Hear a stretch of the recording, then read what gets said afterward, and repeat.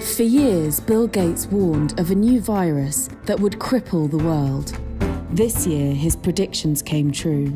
The damage economically and health-wise has been far greater than I would have expected with a virus like this. The tech mogul turned philanthropist set up the Bill and Melinda Gates Foundation 20 years ago. It's been instrumental in the global fight to rid the world of some of its most dangerous infectious diseases, including polio and malaria. Now he's turning his attention to a global vaccination program to end the COVID-19 pandemic, which may be sooner than many realise. Bill Gates, welcome to The Economist Asks. There is this big race around the world to develop a vaccine. You, the Gates Foundation, are playing a big role in this. Are we spending enough? And if not, why not?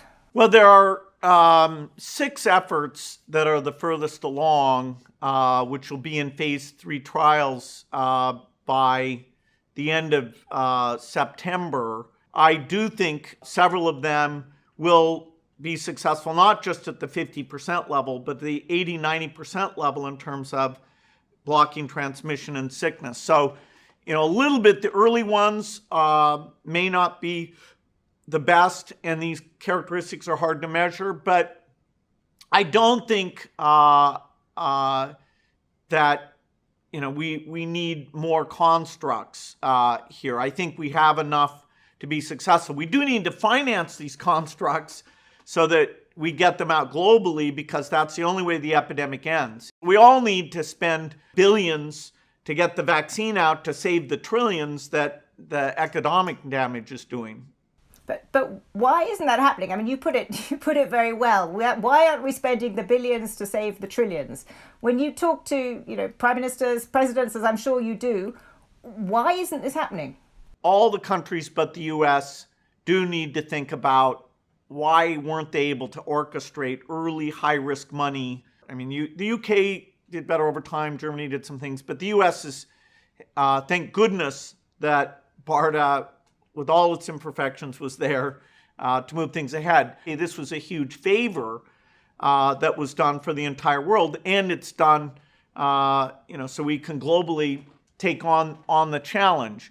Many of these vaccines are fairly low cost to make. AstraZeneca, Johnson & Johnson, Novavax, Sanofi, all of those will be in the $2 to $3 marginal cost range. So you'll pay a somewhat higher price in rich and middle income to defer the fixed costs of the development. But for the very poorest countries where you just go for marginal costs, these vaccines will be quite cheap. So, 10 or 12 billion total to buy the vaccine for the developing world would almost certainly suffice. But without the U.S. taking its leadership role, as it's done in most global health things, it's been hard to get that together. So that's why I'm hoping the U.S. in its supplemental bill or somehow will step up and lead here, because that's still that's what would really get it, so we get that full 12 billion and we're not financially limited in dosing the world. Give me a sense of what you think is realistic to be achieved in terms of coverage of a vaccine globally. I mean, the last vaccine was, it took 5 years to develop. So by that standard, we're already in warp speed. Because you need billions of doses, will we be able to get those out and get the immunity in 2021, or will this stretch over into 2022?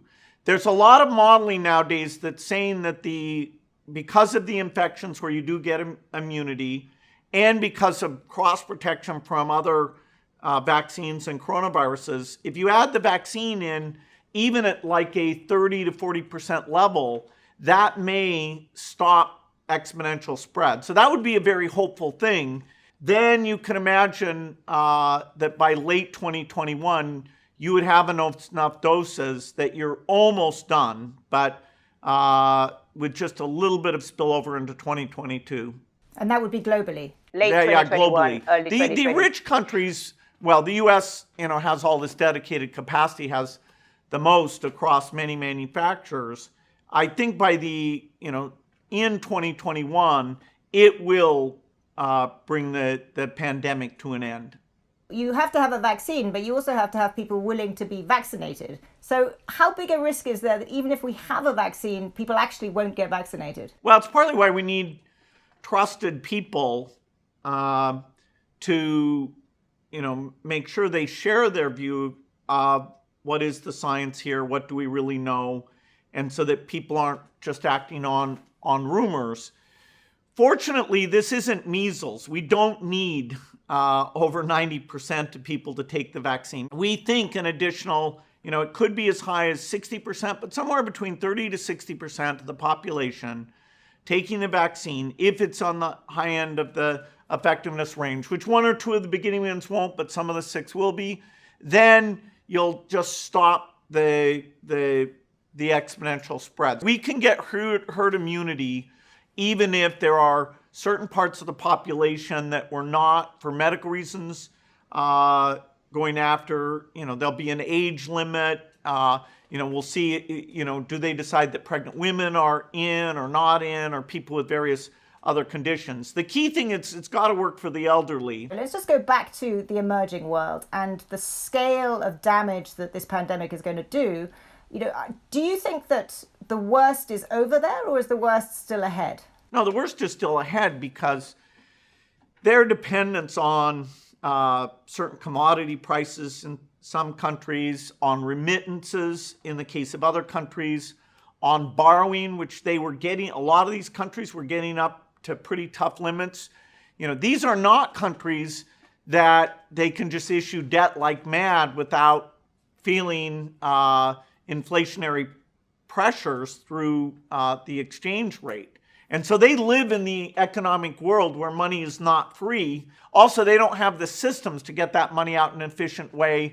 Sadly, some of it will go out corruptly and, kind of give the whole program a bad name.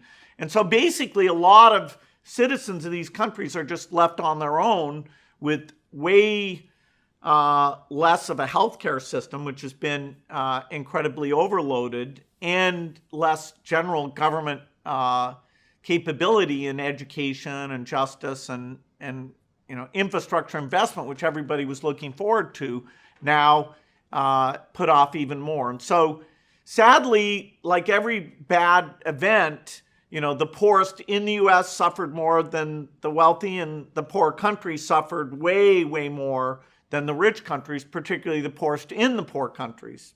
Yeah, that's potentially the greatest tragedy of this, that even as the need is greater, we're turning inward and the multilateralism is even less evident. Bill Gates, thank you very much. Thank you. I spoke with Bill Gates for more than 40 minutes about the global fight against COVID-19 and what that means for future crises, including climate change. If you'd like to see the full interview, click on the link. You'll just have to register with The Economist if you haven't already. Or you could subscribe to enjoy unlimited access to all of our journalism, including special online events. Thanks again for watching.